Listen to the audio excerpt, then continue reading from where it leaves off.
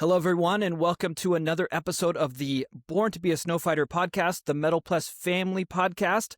I'm your host, Nick Arndt of Metal Pless, along with my co-host, Bob Green. Say hi, Bob. Hello.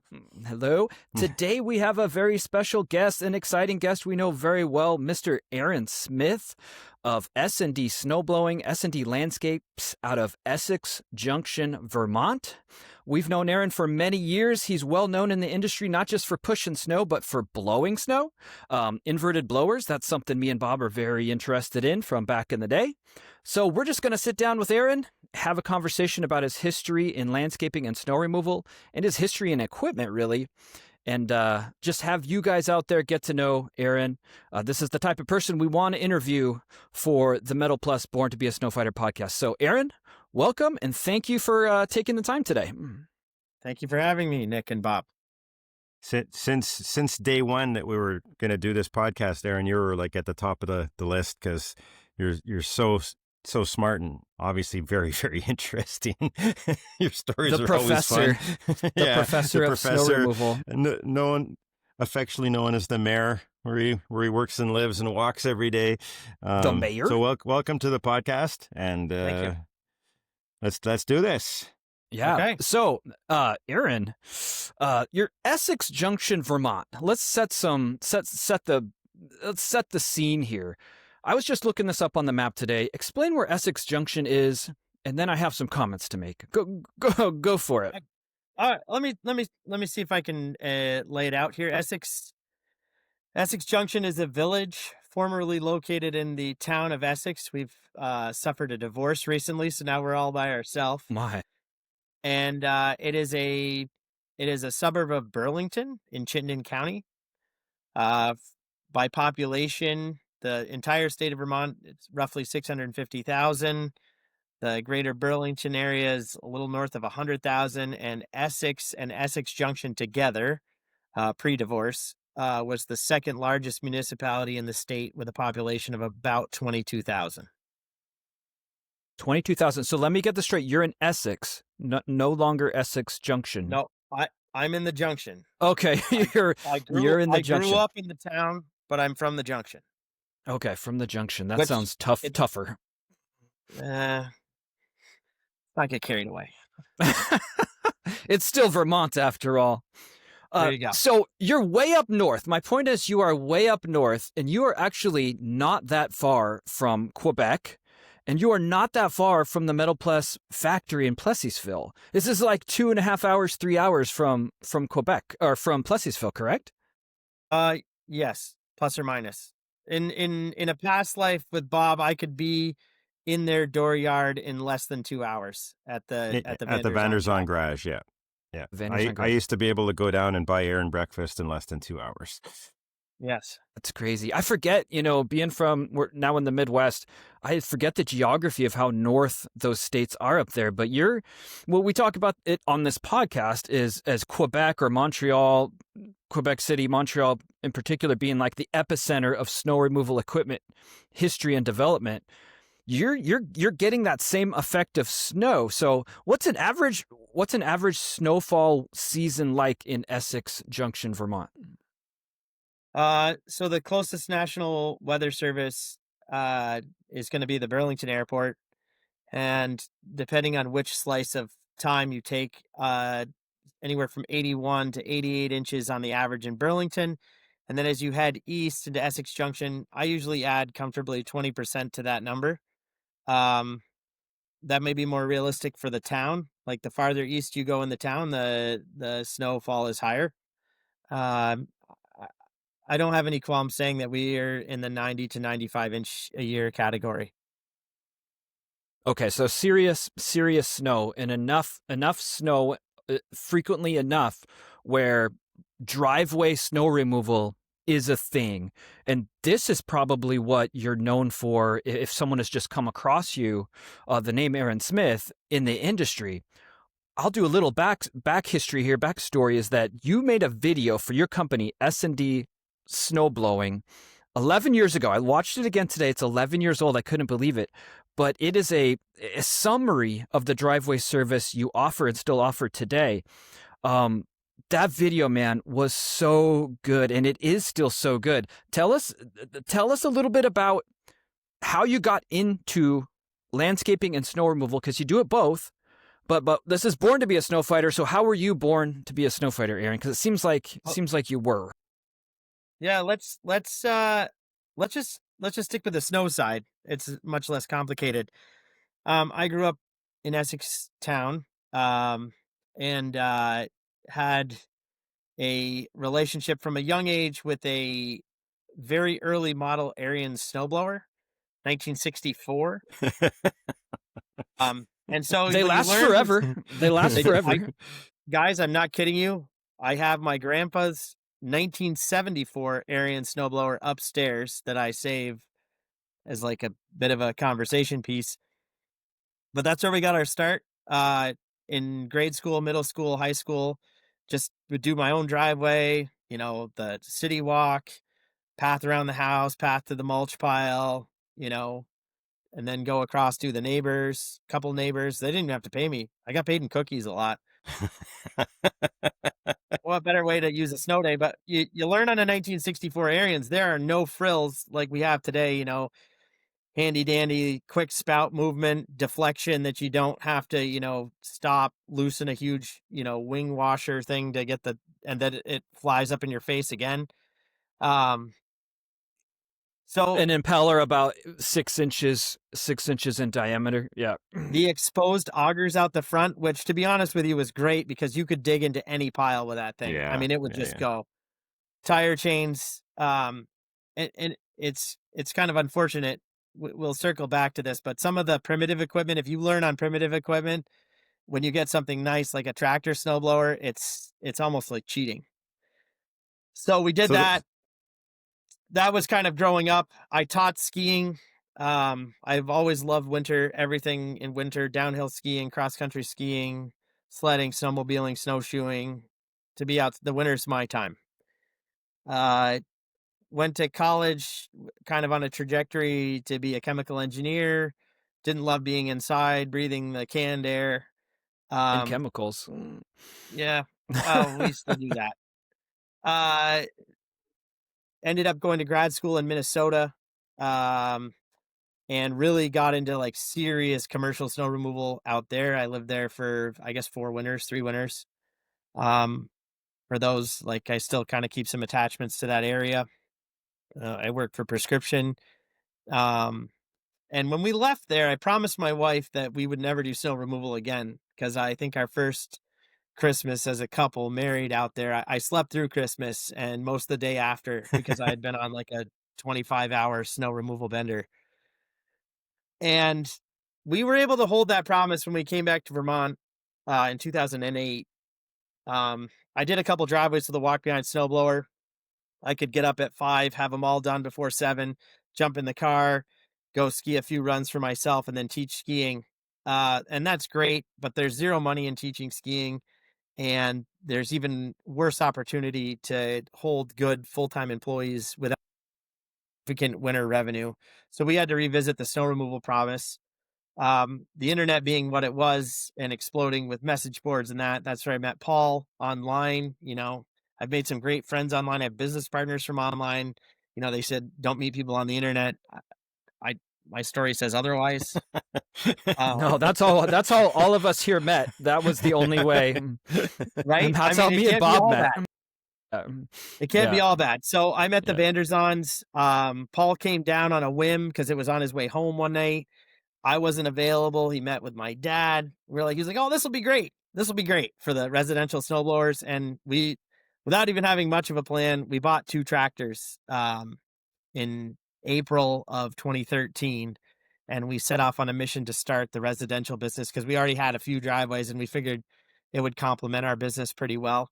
2013, 2014, we learned a lot of stuff, how to license plate a tractor, how to not piss off the local police force.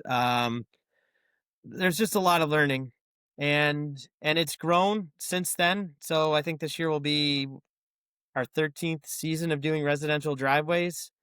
About 3 years into that, it was growing, but not fast enough to really meet the needs that we had in terms of staffing. It wasn't the home run we thought it was going to be. It's a good play, but it wasn't doing what we sort of set it out for it to do. And we got into commercial, and I say commercial, but we are mostly like institutional and municipal. Our customer mix looks mostly like doctor's offices, old folks' homes, college campuses, and we work for the cities and towns. That complements the driveway business, because we want to be in lockstep with them so that we're not chasing windrows all over creation at the end of the snowstorm. So in a nutshell, that's kind of how we are. This winter, we will probably have 20 seats rolling. Looks like tonight or tomorrow might be our first chance at a little something. We're not entirely ready, but we're going to do it. This is historic. It wouldn't be a season at S&D if it wasn't the night before the snowstorm, still wrenching on something with flakes falling outside. Like, I don't even know if we know how to do it. Everybody does it. Yeah, that's the way. I wish it were different for many reasons, but from Northern California to Vermont and Maine, it's the same story, and I'm sure it's the same story in Canada too. Yeah. So, Aaron, you came up to the Vanderzon garage, what, in 2013, 2014? That was your first visit to St. Bruno to visit us? I think maybe in the spring of 2014 was the first one. No, maybe winter 2013-14, because we were constantly buying parts and stuff from Paul's basement. This is literally a basement, right? There's stuff. There was stuff stored in the basement. Dude, you could put a tractor in that basement. I don't know if you ever saw the old videos when they were driving out of the basement with tractors. Yeah, we used to put the L6060s and the 4066s down there and the sidewalk machines. Yeah. Yeah. Yeah. And Paul had all kinds of, when he had his entrenage business, he had Curlplast, fiberglass poles, shovels, dude, pallets of shovels. Borderline hoarding. Yeah. So and I was asking was Bob. For sale. Yeah, I was asking Bob one time. He was telling me that Paul had a special Norman snowblower, an HE Plus with the open and closing gate in the back, and he said untouched in the basement. Yeah, I used to steal parts off of it. Yeah. Bob said it's in Paul's basement, and I thought, basement? What are we talking about? And I won't ask any questions. They jammed it into a basement somehow. Tony bought that with the idea that it was going to be able to blow forward and backwards, but it's not. It's got the back blade to pull the snow at the garage door. So, and it was a monstrosity. It was huge, way too big for any of the tractors he had. So we parked it and. Yeah. So anyways, I won't ask too many questions about the physics of how this basement holds so much snow equipment. It was a huge basement. It was. What you need to know is the shop used to be a car dealership.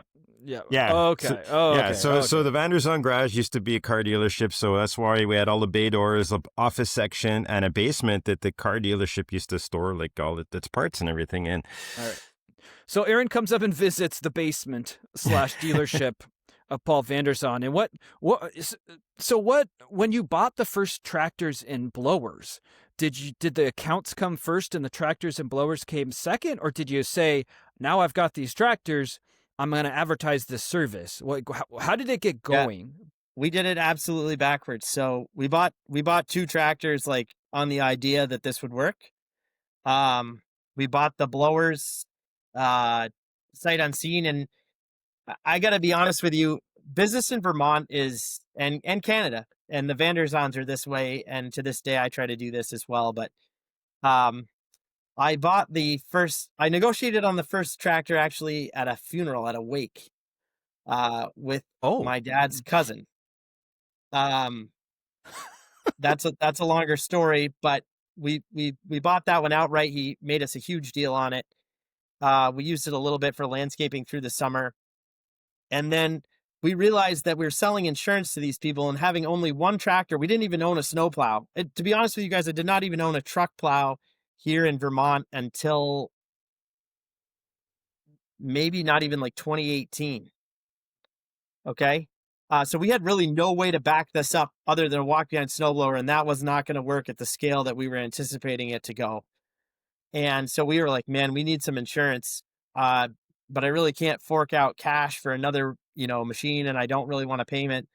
So I went back to my cousin and said, "Hey, you treated us well with this one. Is there any chance you have one you'd rent to us?" And he's like, Aaron, I can't really rent it to you for like accounting purposes. But he's like, you know what? He's like, I know you're good for it. Uh, he just delivered it to my dooryard without even really saying anything. He just dropped it off, and he said, pay me for it in the spring, which we did. And Paul was kind of the same way with the snowblowers, and which was amazing. So that's how we got our start. We didn't have any money that first year to do the chloroplast signs. We did just pickets, and we had these big loud tractors, and we got them out to everything in the community. Historically, like I bought a snow cone machine. We gave snow cones out in the summer with a tractor with snow blowers to people to generate conversation. We drove the That's tractors cool. around. We'd help people that were like struggling to dig their driveway out. We'd just give them one and say, give us a call. And so that first winter, we only had 36 driveways. So we were pretty money upside down on the whole arrangement, but we had a vision for where it could go. And I would tell you that the most important thing that we learned from the Vanderzons, when I finally went and experienced San Bruno in sort of the after, I was up there in March or during the winter, and I was able to see all the pickets. And I think the true magic of the Vanderzons business was not that like they did residential or they did commercial or they did is understanding geography. They served a triangle of their city, not even the whole city, just a slice of it that was basically about a mile and a quarter across the the east-west axis and about a mile on the north-south axis, and it was a triangle. And they stayed inside that, and because they stayed inside that, they were able to deliver a tremendous service at a very cost-competitive price, and also make it a lot easier on their operation. You can do it with less management. You can do it with less, which means more money in your pocket for the operators, which is really our goal. Is we want to take care of people. Like this is, if you're going to get up in the middle of the night and do this, it's not just for fun. Yeah, And Aaron so came the that's, same. Yeah, he came not long after the big reorganization of St. Bruno. There was two major players that dropped out. 2008 dropped out. They sold their businesses, and the remaining snow removal companies bought. And at that point, they sat at a table and said, "You do this side of town, I'm going to do that side of town." And instead of having four different snow removal companies on the street, you had one. Not everybody liked it. Like people were saying it was a monopoly and whatnot, but they were getting way better service. It's just that if they didn't like your face, they were stuck with you. But service went down. It was safer, right? Because you didn't have four tractors on the street. You had one. And it made it a lot easier logistically for the actual snow removal companies to stay at that ridiculously low price point that they were at that point. So yeah. this is the principle of density, right? So I correct me if I'm wrong, but Aaron, You're wrong. you've talked about dense, like get dense, right? Like, do I remember seeing you with a T-shirt on that says get I dense? still have the shirt. I wear it every once in a while. It says "Be dense." Be dense. Oh, okay. I find that extra funny because, like we said before, like you talk about things so cerebrally or whatever. The professor of snow removal, I can't remember when I saw you with a picture of the be dense, and I thought, man, that's really funny. You should keep that one around. That's the opposite of Aaron. The opposite of Aaron Smith. So you get it when you go to the Vanderzons. You see, wow, these guys are way dense, like they're doing entire blocks. Now, as I've seen, as contractors in Fargo where I'm at have tried to all jump in and do it at the same time, it's hard to achieve this, right? Because you would think because neighbor A has this service, neighbor B would say, oh, no brainer. It isn't that easy. It takes a while to grow this type of thing, right? It Yeah. does, and I think there's a big differential in the way the Canadian mine works and the American mine works. And I think that comes into play significantly. We don't have what I would call a lot of competition on the residential side for all the aforementioned reasons. And there's no money in it. You have to deal with all these people, and it can be difficult at times. I'm sure customers of mine are going to listen to this If we only had some recordings of some of the phone calls and some of the emails, Yeah. we could write books. But the truth is, like, when Paul first came down, I think Paul came and visited me. We had lunch. The thing with the residential, there's a couple things I call it. It's personally impersonal. We write these updates. They know a lot about us. We have people that subscribe to it just for the updates. This woman, Paul and I were eating lunch at a local restaurant, and this woman heard us talking about snowblowers because, Paul and I could get a little animated. And she's like, "Are you the snowblowing guys?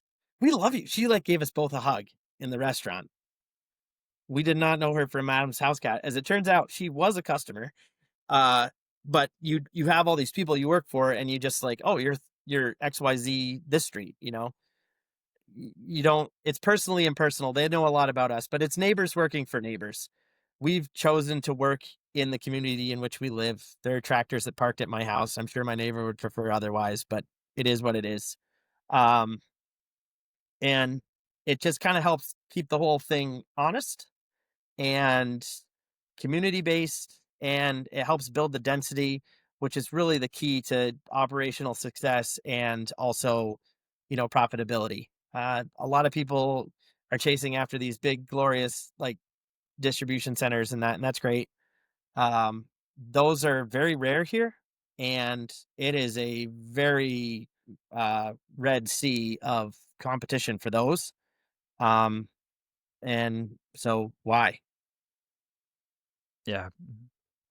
So you're still going strong with residential, but now you're operating more of a hybrid model where you're into smaller commercial, it sounds like, and the residential operation too. Tell us, and that's where Metal Pless comes into play, because I know you've had Metal Plesses from small tractors to big tractors to everywhere in between. What is your mix of equipment and type of perfect account now? And maybe describe some of the more interesting setups you've had, because you have a City Max, the tractor version of a Max Pro, on a large ag tractor now, right? No, It's we just have a an ag. 1016. We have an Agrimax. It's just It's a 1016. Okay, it's a 1016. I think where that has been is probably the more interesting part of that story, and like what we plow with that. So yes, that's Aaron's tractor, by the way. Oh, yeah. good operator. Well, we also have Nicholas too, and we've broken some things that we were told were unbreakable, and we've had to talk to Yannick about this. And then we said, well, what if we did this and made it stronger? And he's like, you're just going to break it further up. So we've just decided that we're going to break it. So wait, just any time I've been around Aaron's shop or Aaron's equipment or seen S&D's parking lots, you got to understand, there's a rust line on every curb, every cement post.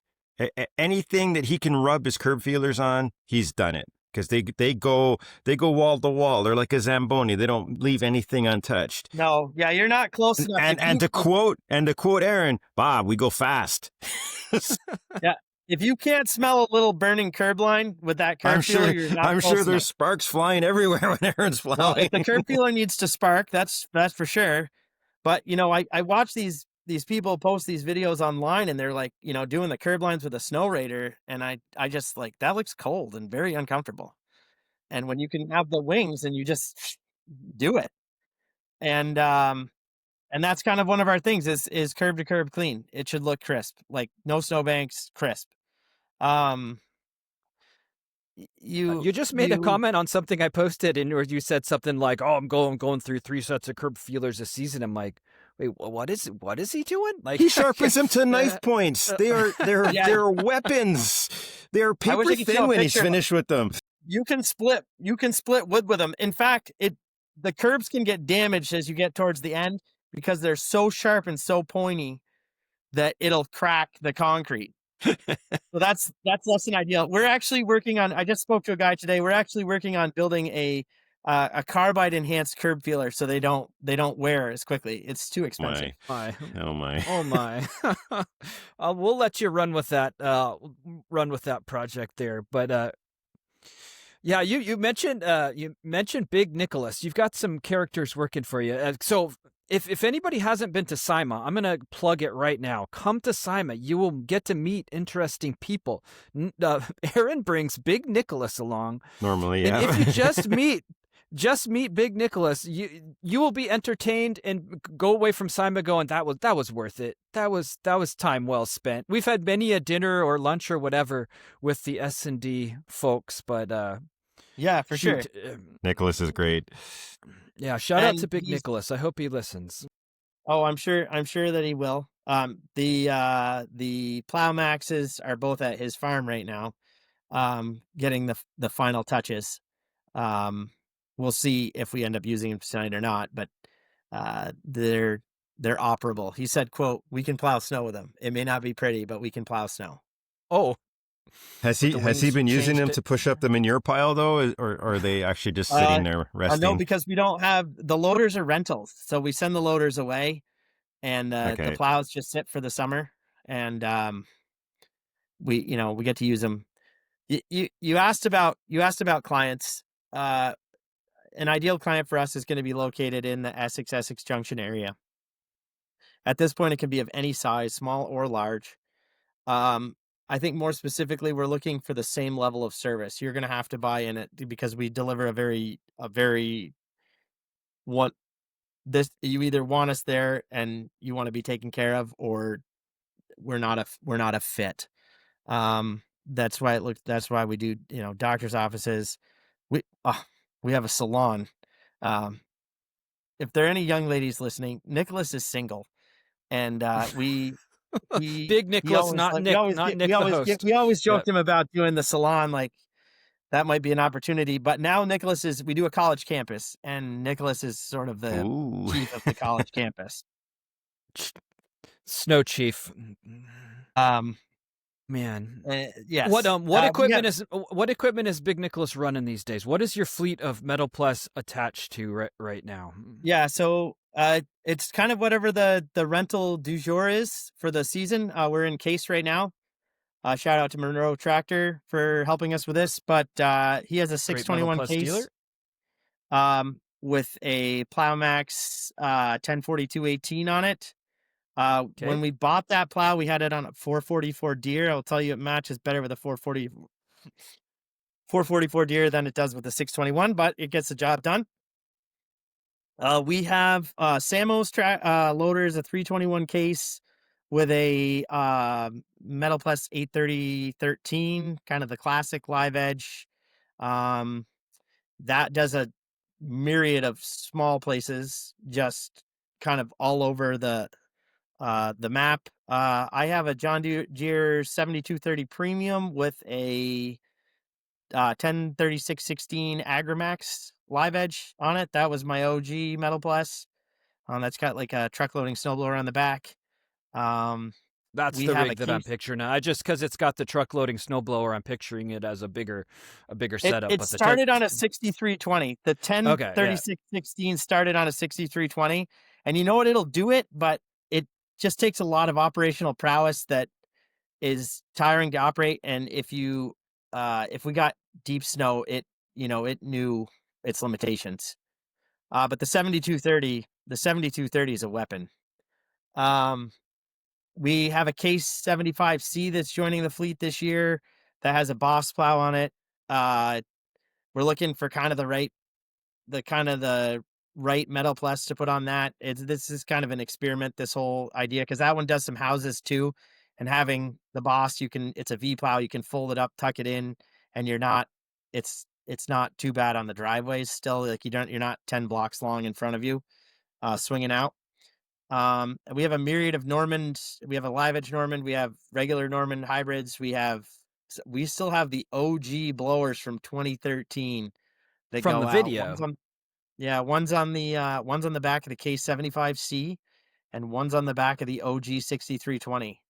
And I sold this year. It was kind of a great sadness. I sold my original 5410. Oh, After that was the tractor. And if you guys want to see some cool videos, there's some videos of us doing some driveways with that. You could really move some snow in a hurry with that. It's short wheelbase and all sorts of power. John Deere, if you're Well, listening, short wheelbase, all sorts of power.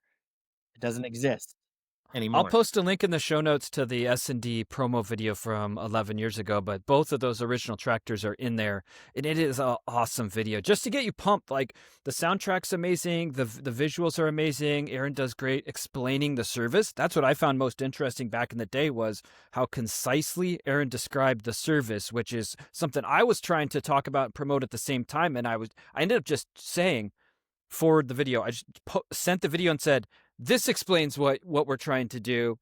Let Aaron tell you. So I'll post the video in the show notes. But awesome video. It's really good. I should say that my wife has written like an email synopsis to help people understand what it is. Like, this is a bus. It's not a taxi. It's not on demand. You know, the bus starts when the bus starts, and somebody's got to be first and somebody's got to be last, and there are a lot of people in the middle. And there are perks to being first, and there are perks to being last, and there are perks to being in the middle.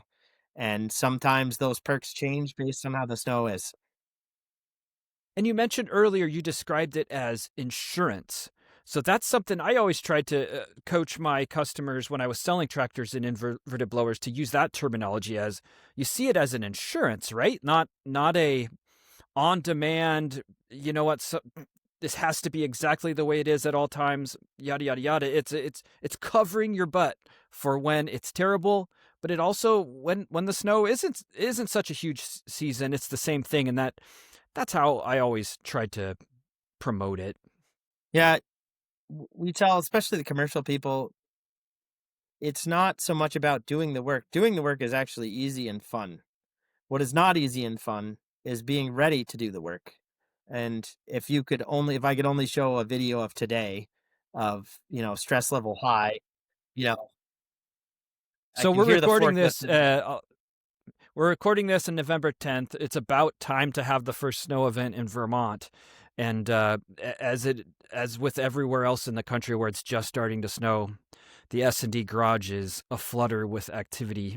It's the same thing every year, right? I mean, yesterday, for about a week, they've been calling for an event in this area. So Aaron and I are about 3.5 hours apart. So he's probably getting the tail end of the system that blew here yesterday, and they were calling for 6 inches.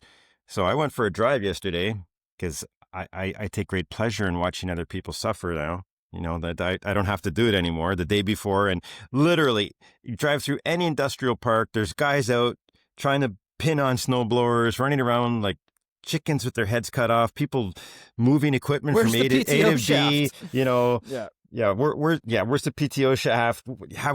Are these plated yet? Because in Quebec, you take the license, you can store your equipment for the summer if you're not using them, but you have to re-register them with the government, which you can't do on a Sunday. So it's just chaos the day before it snows, and then it didn't snow. We got a trace. So everybody just probably woke up 100 times last night, looked out the window. Oh, it didn't snow. Close the blinds.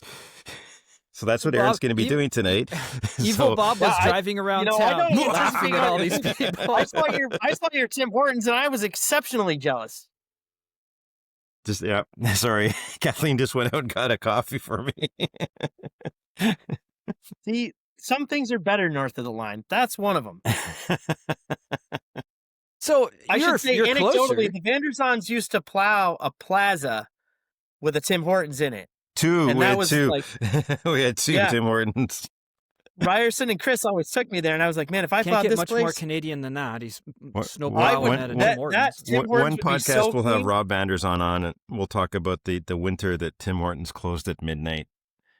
For what it was, the big winter is 2008, and for whatever reason, management decided they weren't going to go all night anymore, and Rob and I didn't know, and we showed up at like 12:01, and we pulled on the door, and we looked at each other, and we're just like, can this winter get any worse? Like, what are they doing? Anyway. So, Aaron, I always affectionately call Vermont Canada Junior because of the French-Canadian names, the second best maple syrup in the world.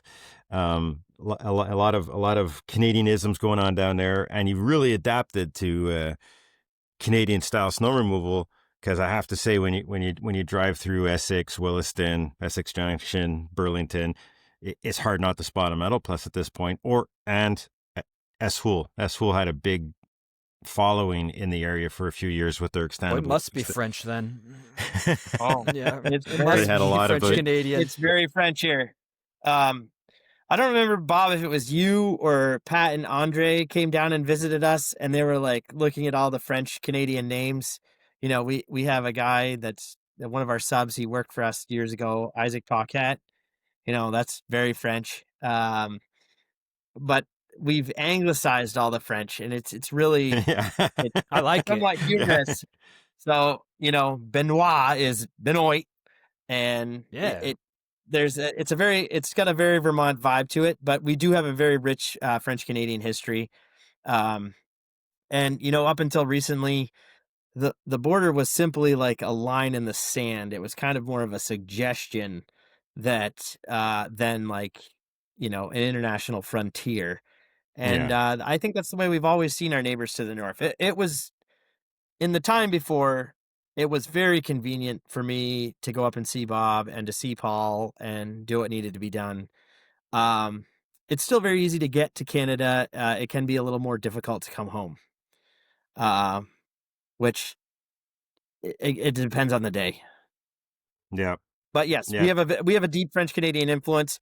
Um, I would like to say we were some trendsetters with a Metal Pless. I don't know. Landshapes got them right about the same time, and then once you see how well they scrape, uh, you know, you kind of got to be nothing but hooked.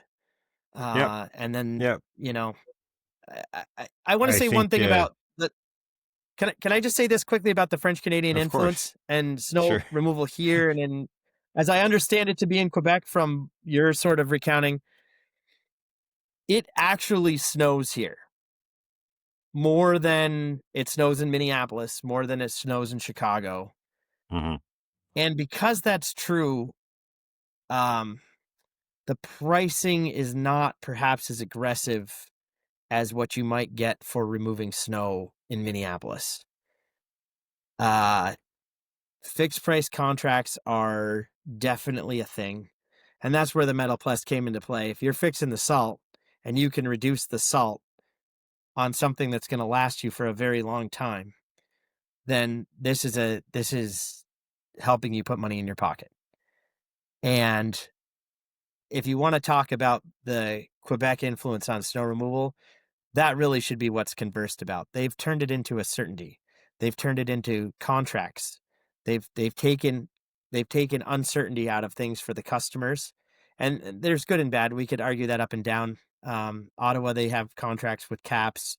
That might be a slightly better thing. But I think if you're really good at your job and you're looking for an ongoing relationship with customers so that we're taking the shopping out of it, that this is the way to go. This is the model where it allows predictable futures for the providers. It allows predictable futures for the consumers. And it's, you know, it makes a place in the marketplace for technological advancement because that's what it comes down to. And then also skill. Uh, you know, as you develop your operators and you build that skill, that's what it takes because basically you're racing your abilities against the clock. Well said. Yeah. So again, like you mentioned earlier, you're getting 100 inches on average or a normal winter. And you mentioned Minneapolis a few times. Let's not get carried away, Nick. 90. Well, 90. Okay. Well, still, it's roughly double what we would get typically in Minneapolis, a little more in Fargo sometimes. And we do have drifting, so we're moving the snow over many days, but it's roughly double. So what you're saying is that you can do more billing on a contract base versus time and materials, and therefore the Metal Plus in savings of those resources has paid off for you. That'd be a Yes. a good Yes. summary. Good. Yep. We've previously talked to other people where, you know, that's an environmental thing too. If you're billing on a contract and the contractor therefore has incentive to be efficient, it's environmentally more friendly to use less resources than where with time and materials you don't, especially on a slow winter, you don't have much incentive to be efficient. So it's interesting to hear that from your part of the world. If it's truly environmentally sustainable, it has to be sustainable for the pocketbook. If it has to be subsidized, then it's not sustainable. And I think this is one of the things where the SALT initiative, I know you guys have talked to Phil. We've talked to Phil. We've been participating in the Lake George stuff, and it's starting to come here. For as sort of progressive and environmentally forward as Vermont is, we're actually lagging significantly in the SALT awareness, though there seems to be some recent moving of the needle there. But we can do better. And, if you can do better, then there's an opportunity fiscally there. Um, and so we're excited. Aaron, since I've known you, you've been a member of CIMA. Tell me how that's helped you in your business. Mm.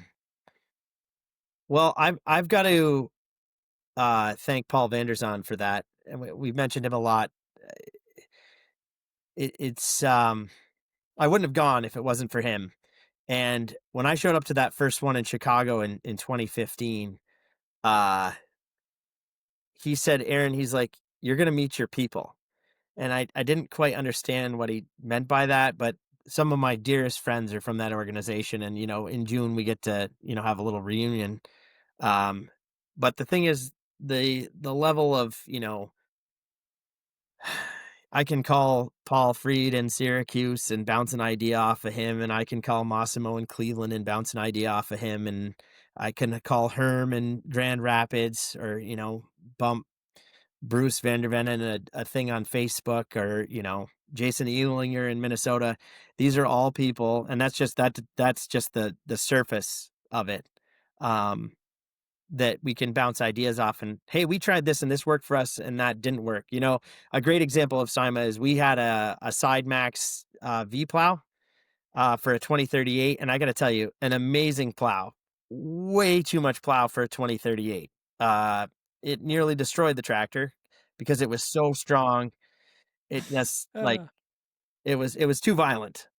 And we sold it to Jake Audette in Maine, and he's got it on a little Bobcat loader, and he loves it. And you know what? Honestly, I love that plow too, but it wasn't for us. It wasn't for the application that we had. And so that's kind of the CIMA advantage. Yes, there are classes. We use their training. I'm a CSP. Nicholas, this is an encouragement to you to finish your ASM. Isham is an ASM. So for those who don't know, CSP for CIMA is Certified Snow Professional. That's the first step, correct? That's like the business. We'll call that like the management track, and then like the operator track is more the ASM is to be the advanced snow manager. It talks more about the the science and the art of snow removal. So we've been pushing people towards that. Like I said, Isham finished his ASM. Nicholas needs to finish his ASM. You're on the clock, Nicholas. As he has been for 2 years. Well, if Nicholas is listening, his good friend Christian got it. So what's the holdup? Didn't they start at the same Good friend time? Christian, dude, those guys are brothers from another mother. Mm-hmm. These are the type of things you get to witness at CIMA, people. Come to CIMA purely for the entertainment and mixing of personalities, or meshing of personalities. Aaron said it best, and if it's Paul that said it first, let's give kudos to Paul. But you will meet your people at CIMA. I was blown away at my first one, just how you're funneling all these people into their industry and what they do. It's great conversations. It's great people. An eclectic bunch. I always call the snow removal crowd an eclectic bunch, but when they all come together, it's good conversations, and it's a lot of fun. Sure. It is, and there's a lot of free exchange of ideas. There's not a lot of pretense. There can be pretense, but for the most part, there's not. Where you can learn something. Snow removal is different. Like I lived it. Snow removal is different in Minneapolis than it is in Vermont. But there's stuff that I learned from my time out here that I apply here. And there was stuff that I knew from here that I applied there, and it works. And there's different, you can challenge the way that you think about things. And I think that's a very, very powerful tool. So if you're listening to this, obviously you're engaged on a Metal Pless level. That's a pretty serious level of snow removal, I'd say, and Simon would be a great step. Not to sound like a shameless plug, but it is a shameless plug, and we would look forward to seeing you in June at the symposium. Cincinnati. Yeah, Cincinnati 2026. Make sure that's on the radar for next year. Now, Aaron, what does the future hold for S&D in the snow game? What are you looking to do in the future? What are you looking forward to this season? Tell us your favorite thing about this upcoming season. What's it going to be? You know, it's interesting. We've complained in recent years about the unavailability of help, and I would be remiss to say that I'm not guilty of that as well. I've also complained about the quality of the quote kids coming in, and this year I've just kind of adopted a different attitude about it. We're including a younger crowd because, to be honest with you, my love for snow removal started when I was 10. And I was out there using equipment when I was 10. My 14-year-old son will be in a piece of equipment for some part of the year. I've got a couple of high schoolers that are coming in before class in the morning. They're in the tech center, and I've made opportunities for them to have seats, even if it's not a full route, even if it's like maybe not fiscally awesome, but it's going to take some load off of Big Nicholas and it's going to help move the team forward. But I think the biggest thing is I'm looking to develop the next Nicholas. And we feel that you cannot do that unless you put that person in a seat and give them some level of responsibility and support them in that responsibility. And that's what I'm probably most excited for this season, because it's been really contagious to watch them come in with excitement. You guys have seen on my Instagram, excuse me, Charlie's been in here every night of the week for 2 hours a night, starting at 7:30. He's obviously getting paid just pushing leaves in that pusher up and down the street, so he knows where to set that pusher on the slip hitch every single time. And this might be sadistic of me, but I think learning with equipment like a Metal Pless is awesome.